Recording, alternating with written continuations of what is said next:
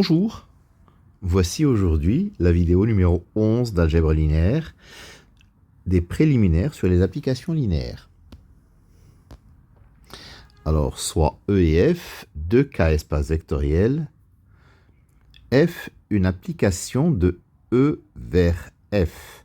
On dira que F est linéaire si, pour tout couple UV de E, c'est-à-dire pour tout couple de vecteurs, pour tout scalaire alpha, nous avons les deux conditions.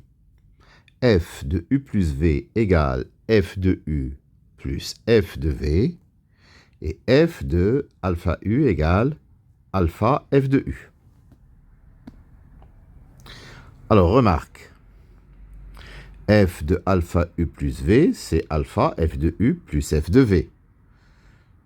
En effet, F de alpha U plus V, c'est F de alpha U plus F de V, d'après la condition 1. Et F de alpha U, c'est alpha F de U, d'après la condition 2. Donc, ça donne alpha F de U plus F de V. Alors, souvent, pour prouver qu'une application est linéaire, on utilise directement cette proposition F de alpha U plus V égale alpha F de U plus F de V, c'est-à-dire qu'on agrège les deux conditions en une seule.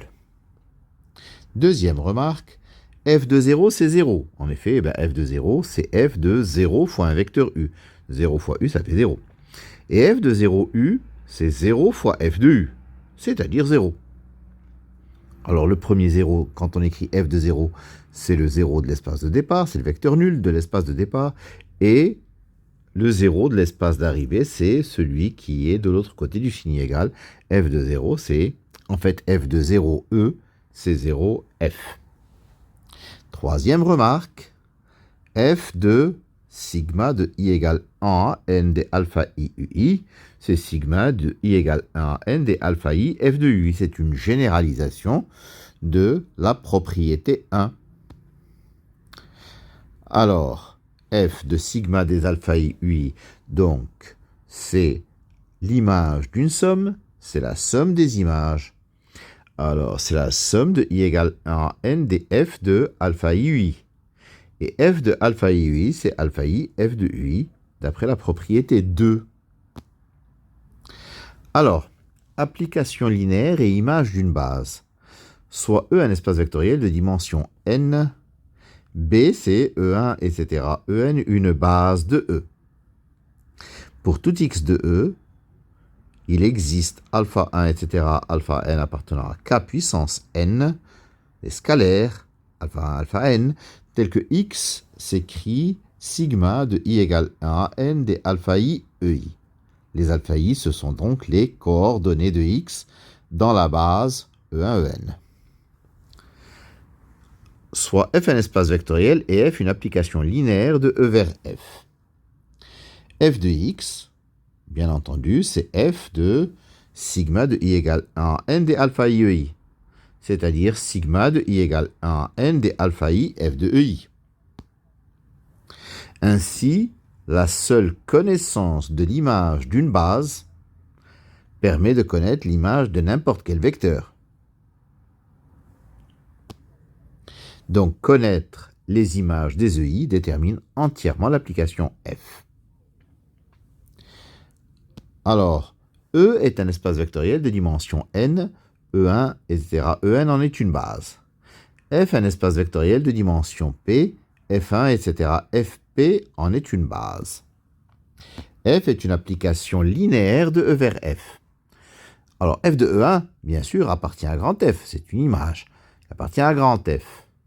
Donc, F de E1 s'exprime sur la base qu'on s'est fixée dans grand F. F de E1 s'écrit sigma de J égale 1 à P des alpha J1 Fj. Alors, l'indice J, c'est pour la somme qui va de J égale 1 à P. Donc, c'est la composante sur Fj. Et le deuxième indice de alpha, c'est-à-dire le 1, est relatif au vecteur E1 dont on prend l'image. F de E2 de la même manière, ce sera sigma de J égale 1 à P des alpha J2 Fj.